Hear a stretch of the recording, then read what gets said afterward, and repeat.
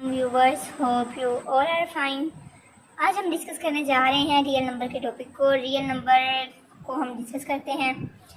सबसे पहले जो रियल नंबर्स हमारे पास होते हैं, हमने अब तक इतना भी पढ़ा है या सुना है आप लोगों को, ये तो कन्फर्म है कि माइनस इन्फिनिटी से प्लस इन्फिनिटी के दरमियान में जितने भी नंबर्स आते हैं, 0 plus minus 1 plus minus 2 plus minus 3 up to so on, वो सारे हमारे पास रियल नंबर्स होते हैं। मजीद जो रियल नंबर्स है वो कितने सेट्स में डिवाइड होता है। जो रियल नंबर्स है ना, वो रेशनल नंबर और इरेशनल नंबर्स के सेट में डिवाइड होता है। रेशनल नंबर्स और इरेशनल नंबर्स को अगर हम इकट्ठा करके लिखे, यूनियन लें इनका, तो हमारे पास रियल नंबर्स बनते हैं। तो वो रेशनल नंबर्स क्या होते हैं, इरेशनल नंबर्स क्या होते हैं, इनको हम बाद में डिस्कस करते हैं। सबसे पहले हम लोग देख लेते हैं कि सबसे छोटा सेट हमारे पास कौन सा होता है। नेचुरल नंबर का सेट होता है। कैसे होता है ये देखें। नेचुरल नंबर का set 1 2 3 4 up to so on, ये सारे नंबर्स हमारे पास नेचुरल नंबर के सेट में आते हैं। इससे बड़ा सेट होता है होल नंबर का। होल नंबर में यहाँ पर हमारे पास 0 भी ऐड हो जाता है। 0 1 2 3 अप टू सो ऑन, ये हमारे पास क्या आ गए, होल नंबर का सेट आ गया। सबसे छोटा नेचुरल नंबर्स का, उससे बड़ा होल नंबर्स का, और उससे बड़ा हमारे पास जो सेट होता है वो इंटीजर्स का होता है। इंटीजर्स में हमारे पास क्या होता है, माइनस वाले नंबर्स भी ऐड हो जाते हैं। 0 plus minus 1 plus minus 2 plus minus 3 up to so on. And then हमारे पास क्या आ गया, रेशनल नंबर्स। रेशनल नंबर्स कौन से नंबर्स होते हैं, ऐसे नंबर जिनको हम पी बेटा क्यू फॉर्म में लिख सकते हैं। पी और क्यू जो हमारे पास होते हैं वो इंटीजर्स से बिलोंग कर रहे होते हैं, इंटीजर्स की सेट से हम लेते हैं ये नंबर्स। और जो हमारे पास क्यू है वो 0 नहीं होता है, यहाँ पर ये कंडीशन है। तो ये हम लोग देख लेते हैं कि देख लिया हमने कि क्या सीक्वेंस होती है, कौन सा सेट किससे बड़ा है और कौन सा सेट किससे छोटा है, ये हमने देख लिया। इस सीक्वेंस से आपको समझ आ गई होगी। सबसे बड़ा रेशनल नंबर का सेट, फिर उससे छोटा इंटीजर्स का, उससे छोटा होल नंबर्स का, और उससे छोटा नेचुरल नंबर्स का सेट है। ठीक है। अब अगर हम बात करें इरेशनल नंबर्स की, तो इरेशनल नंबर्स कौन से नंबर्स होते हैं जिनको हम पी बेटा क्यू फॉर्म में नहीं राइट कर सकते। अब तक तो हमने जितना पढ़ा है वो हमें यही बताते हैं कि जो इरेशनल नंबर्स होते हैं उनको हम पी बेटा क्यू फॉर्म में राइट नहीं कर सकते। लेकिन इसका कॉन्सेप्ट इतना कम नहीं है, इसमें मज़ीद भी कुछ चीज़ें आती हैं जिसको हम देखकर, हमारे पास कोई भी नंबर लिखा हुआ आएगा तो हम देखकर बता सकेंगे कि हमारे पास ये रेशनल नंबर है, ये इरेशनल नंबर है।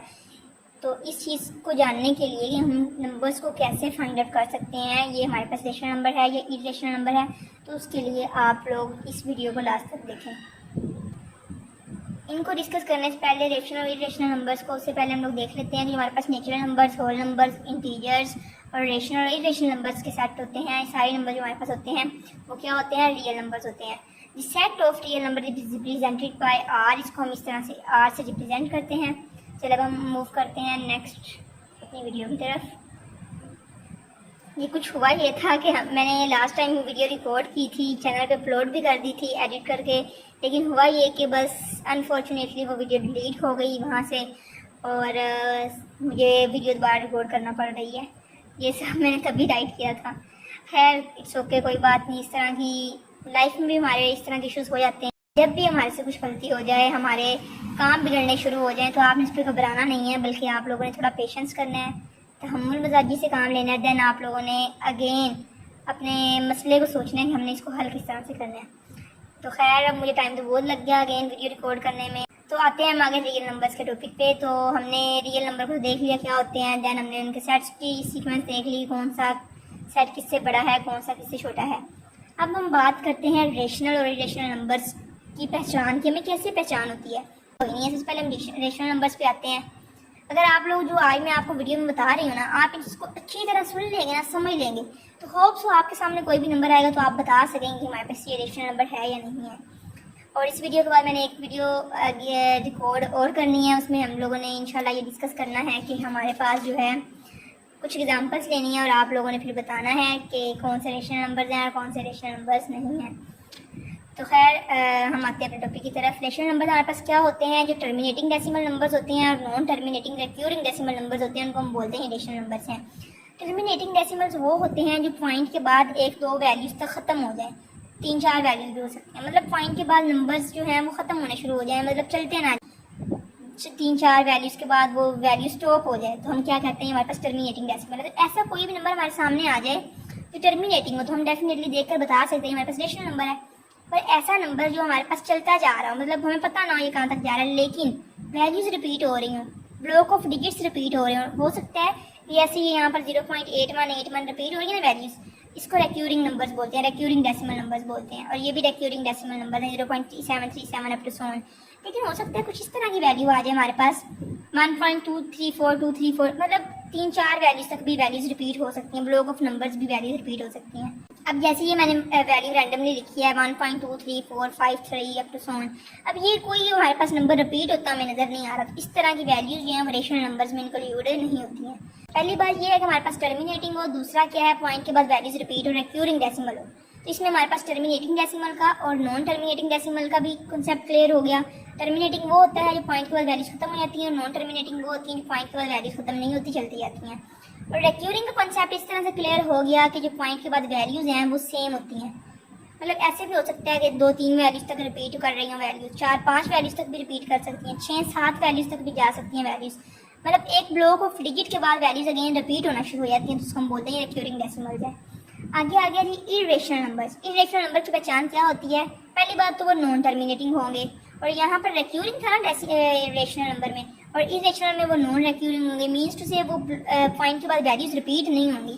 जैसे ये 2 एग्जांपल्स आप लोग देख सकते हैं, और यहाँ पर ये वाले एग्जांपल भी आप देख सकते हैं, पॉइंट के बाद वैल्यूज रिपीट नहीं हो रही। तो इस तरह की वैल्यूज को हम बोलते हैं हमारे पास क्या है, इरेशनल नंबर्स हैं। अब आगे हमने देखा कि 1/2 हमारे पास जो है, इसको हम ये लिखा हुआ आ जाए, हमसे पूछा जाए कि बताएं ये रेशनल नंबर है या इरेशनल नंबर है, तो हम लोग क्या करेंगे, 1 को 2 पे डिवाइड करवाया, क्या आ गया? सबसे पहले तो ये p/q फॉर्म में राइट किया हुआ, डेफिनेटली ये रेशनल नंबर है।